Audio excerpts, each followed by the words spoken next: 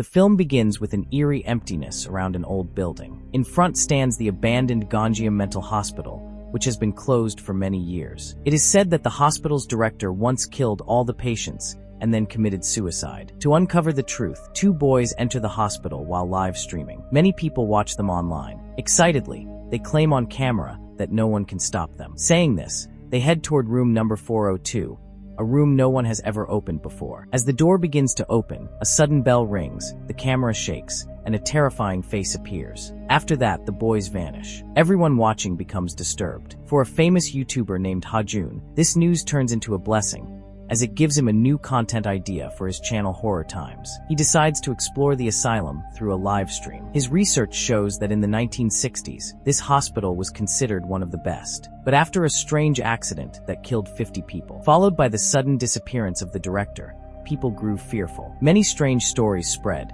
about experiments on patients and torture of prisoners by the Japanese army. Ha-Joon forms a team to investigate. The group includes 3 girls, Ji-hoon, Charlotte, and Yun, along with him, making 4 members. Ji-hoon is psychic, able to sense paranormal presences like spirits and ghosts, and she has already visited haunted places before. At night, the team arrives at the hospital. With cameras and microphones, they enter the dark, broken, dusty building. Inside, they feel as if someone is watching them. Ha-Joon stays outside in a camp to control the live stream and sends the rest of the team inside. While checking the rooms, they find a strange doll. In the laboratory, they discover a dead chicken inside a container, which frightens them. Outside, one member thinks he sees a corpse floating in the pool, but on checking, it turns out to be only a wig. Charlotte writes her name on a hospital wall with the words, "Let's live life," as it is her first dangerous experiment. Later, she sprinkles holy water inside the asylum. Meanwhile, another boy loses connection while explaining the situation to the audience. At the same moment, the door behind him suddenly opens. It is the director's room,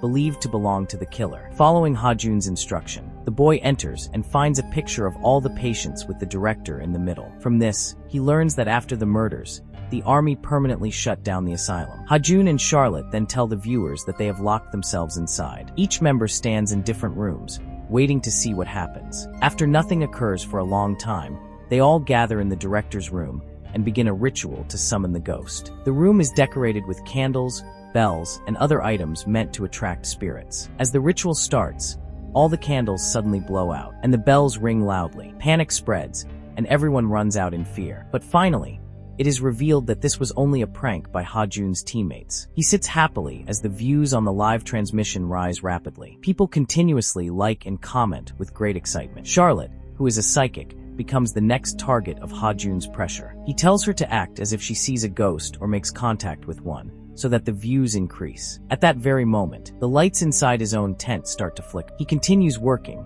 thinking the generator has some fault. Inside, the team prepares to enter the lab, where earlier they had found the dead chicken and other strange objects. Something unusual is noticed. The doll they saw earlier has now been moved from its original place. Yun and Charlotte both realize this, and neither of them has done it. One team member points out that the doll looks exactly like a patient, whose picture he saw in the director's room. Excited, the boy tries to pick up the doll, but Charlotte stops him and warns him not to touch it. Fear grows inside her, sweat covers her forehead, and she quickly leaves the room. After regaining some control, she rejoins the group. The team of 8 divides into 2 groups of 4. One group heads toward room 402, while the other decides to explore the therapy room. Inside, they notice many container-like boxes shaped like coffins, each with a hole in the front. One boy puts his hand inside and pretends someone is grabbing him. He screams loudly, frightening Charlotte. She tells everyone not to do such things, but nobody listens. Following Ha-Joon's instructions from outside, all members place their hands inside the containers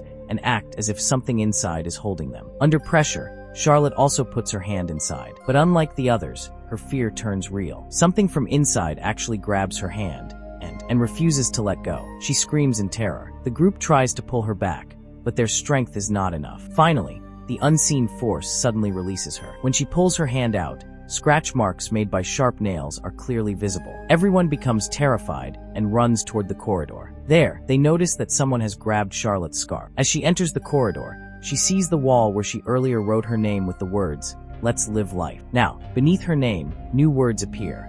"Your death." She becomes even more horrified. Ji-hoon and Charlotte begin to think about survival rather than money. They decide to abort the mission. Crying, Charlotte records on her camera that this might be her final vlog and her last recording. She feels as if a curse has been placed on her life, and death is coming close. Meanwhile, outside, Ha-Joon instructs his teammates to go and tell Charlotte and Ji-hoon that more is still needed for the live stream. More money is promised, hoping that Ji-hoon and Charlotte will not abort the mission. But before the two boys can reach them, the girls already leave the asylum. As soon as they step outside, they become trapped in the bushes and cannot find a way forward. Ha-Joon's two teammates, who had planned to stage paranormal activity, now face the most terrifying events. In the storeroom, they see a wheelchair moving on its own. Suddenly, an unseen force attacks them, and the incident is recorded on camera. Then a flying object strikes one boy's head, knocking him unconscious. The second boy tries to leave the room, but the door slams shut in front of him. Outside, Charlotte and Ji-hoon smell something strange. They notice the same dead chicken and chemicals from the lab scattered outside,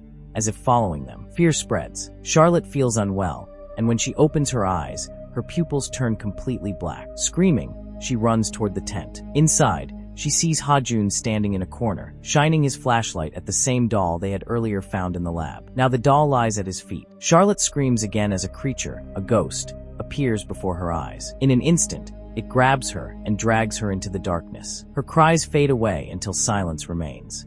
Meanwhile, the boy who fainted regains consciousness. He sees the rest of the group trying to open room 402. He rushes to warn them not to proceed, insisting that real ghosts are present, but nobody listens. A small ball rolls toward them, and just as the door of room 402 is about to open, Charlotte's horrifying screams echo through the air. When the door finally opens, complete darkness fills the place. The infrared cameras begin blinking rapidly, signals of all devices cut off, and the live stream connection collapses. In an instant, the three members find themselves inside a room filled with water, like a swimming pool. Their terror peaks when they see countless souls around them, and within seconds, all three are possessed one by one. Ha-Joon, whose connection with the team is completely broken, goes to check. At a window, he sees someone standing. Fear stops him from entering, so he sends a drone with a camera inside. But the figure captured looks exactly like him. The director's body suddenly flies across the footage, terrifying him. The spirit then rushes straight toward Ha-Joon. The scene shifts to the wheelchair that had been moving on its own. It rolls toward room 402 and violently attacks one of the boys. Outside, the live broadcast continues, but since nothing is visible for a long time, viewers lose interest and leave. The stream fails. Many online comments dismiss everything as fake and staged drama. In the post-credit scene, holy water that Charlotte left inside the asylum is shown boiling, proving that the asylum is truly haunted. With this revelation, the movie ends.